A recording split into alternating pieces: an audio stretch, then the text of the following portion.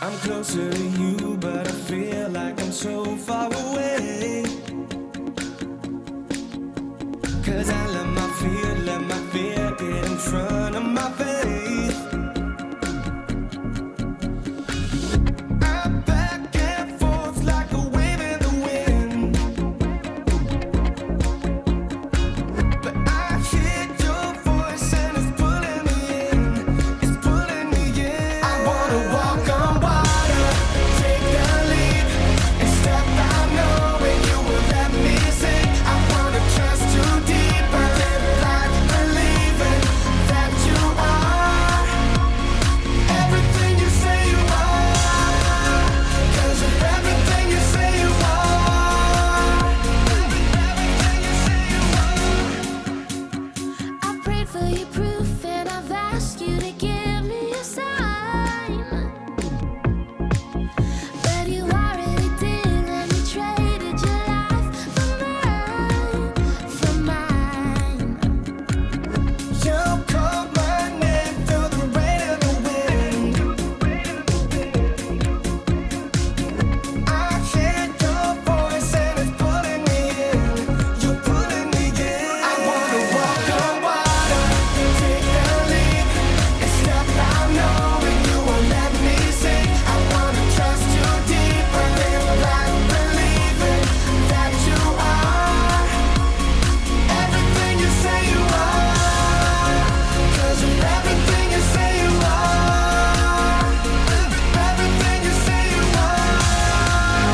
You're the start and the ending. You're the reason for living. You're the beat in every heart.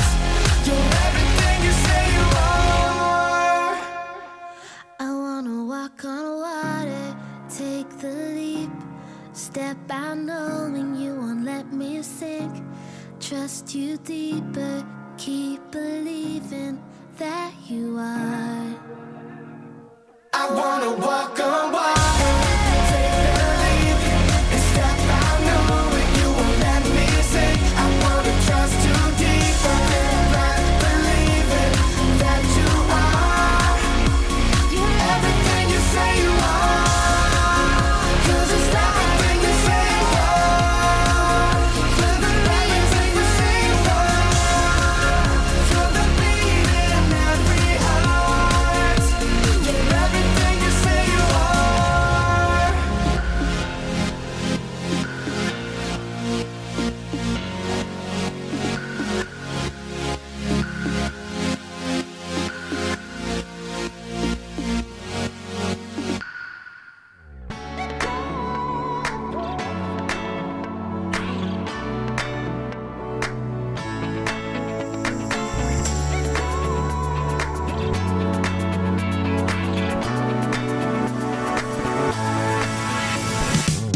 I used to live like I was under attack, dodging arrows from my past. I had no hope for tomorrow.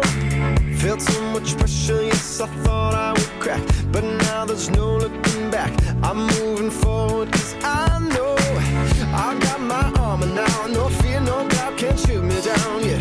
I got my armor now. No fear, no doubt, gonna shoot me down, down, down, down, down, down. Now I'm bulletproof because of you, because of you. And now I'm bulletproof because of you, because of you. You love me away, now I'm not afraid. No matter what the world may say or what they do, I am bulletproof because of you, because of you, you. I know you got this whole thing under control. My soul is untouchable because you've already won me. My victory is not in this flesh and bone. It's in the cross and I know nobody's taking it from me. I got my armor now, no fear, no doubt, can't shoot me down, yeah.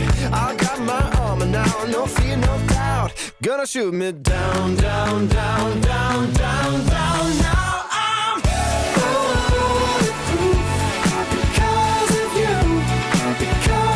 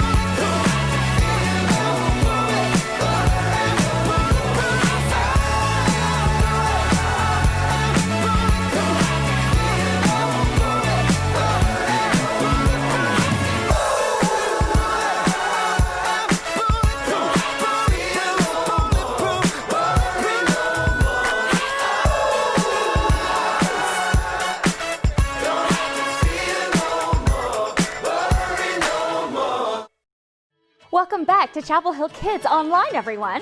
We are taking this whole month to talk about responsibility, showing you can be trusted with what's expected of you. Responsibility in a game and in life is very important. When you're young, you have to be responsible at home and at school. As you get older, you'll get more and more responsibilities.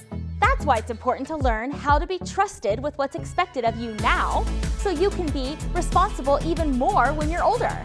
Let's see how Reed is learning about the new meaning of responsibility this week.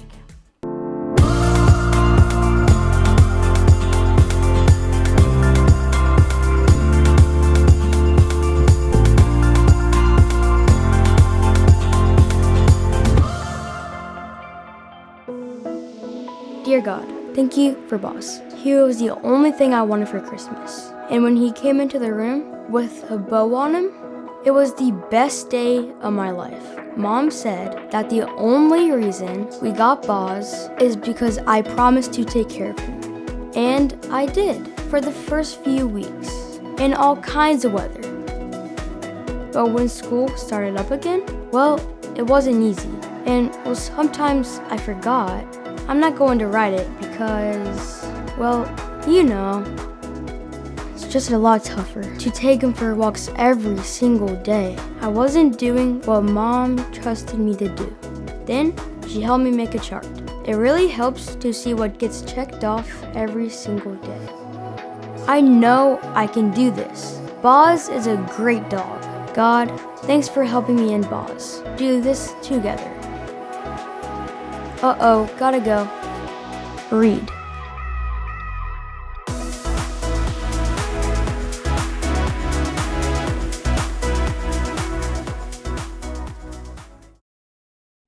Then place your nose on your left knee, turn around 6 times, and yell aardvark while eating a potato.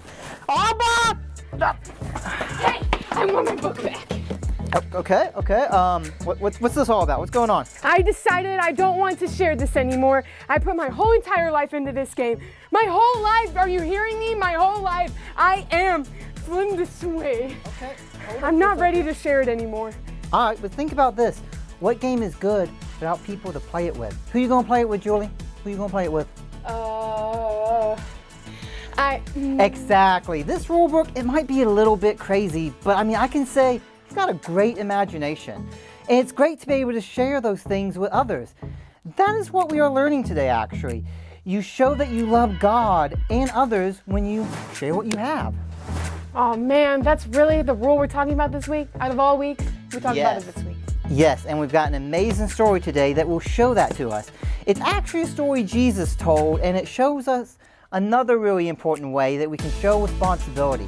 Make sure you watch this one, okay? All right, as long as you guys watch it with me, let's all see what the Bible has to say about sharing.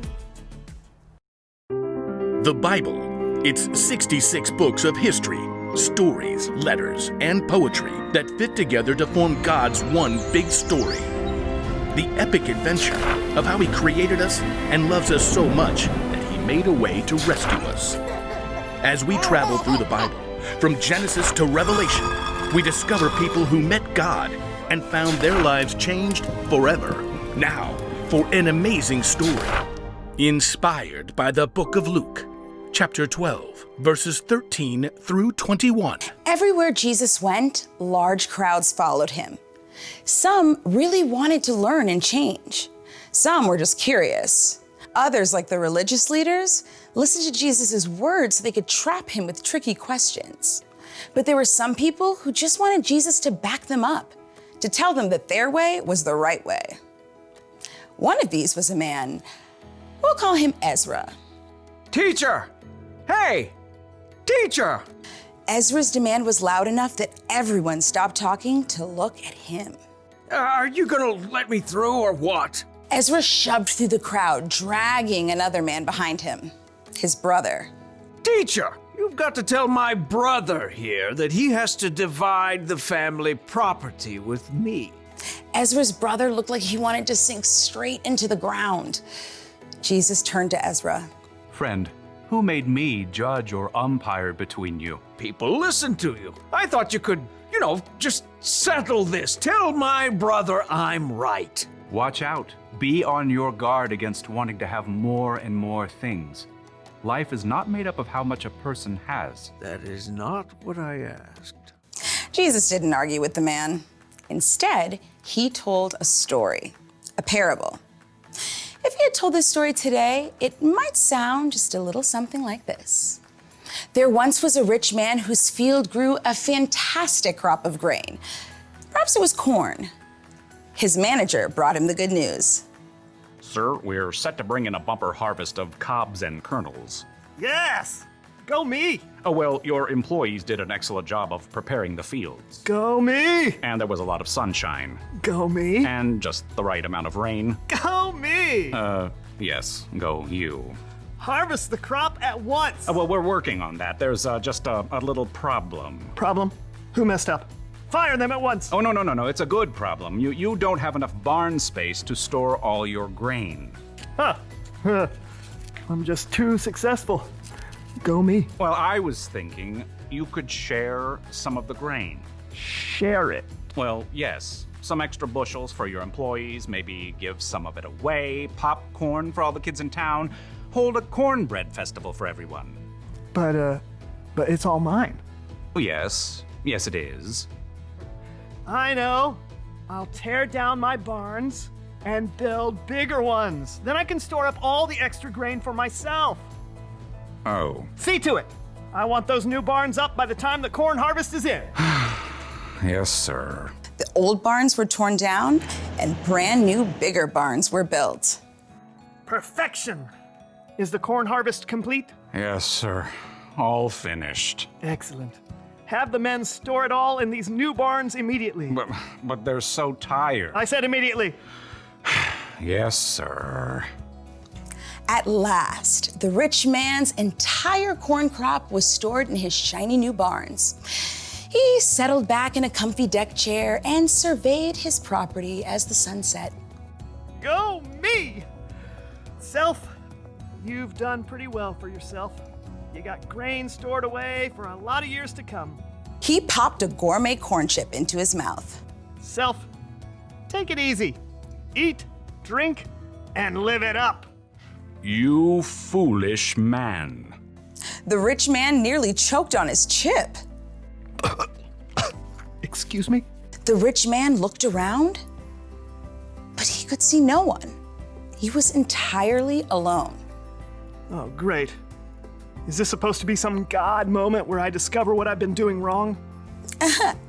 That's exactly what it was. You foolish man. Tonight I will take your life away from you. Then who will get what you have prepared for yourself? Could we come up with a different ending to this story? But there was no way out for the rich man. He had chosen to focus only on what he could keep for himself. Jesus wrapped up his parable by explaining, That is how it will be for whoever stores things away for themselves, but is not rich in the sight of God. We don't know how Ezra responded, but maybe, just maybe, he started worrying less about getting more of his family's stuff. Maybe he started to care a little more about sharing what he did have with his brother. We have a responsibility to share with others and put their needs above our own. And let's be honest, that's not always easy. It can be hard to share your favorite video game or the last cookie. But when we remember what Jesus did for us and just how generous he is, it's easier to let go and share what we have. Our memory verse is something Jesus told his disciples, which can be found in Luke 16:10. Jesus said, "Suppose you can be trusted with something very little. Then you can also be trusted with something very large." Everything comes from God, from the food we eat, to the places we live, to the stuff we own, to the people we love. All of it is a gift from him. And when we remember this, it will help us to always be up for the opportunity to share. Take a moment to talk about this question as a family. What should we do when we find it hard to share? And if you haven't jumped in for 21 Days of Prayer, make sure to download it in the description below. Thanks again for tuning in to Chapel Hill Kids Online. We'll see you next time.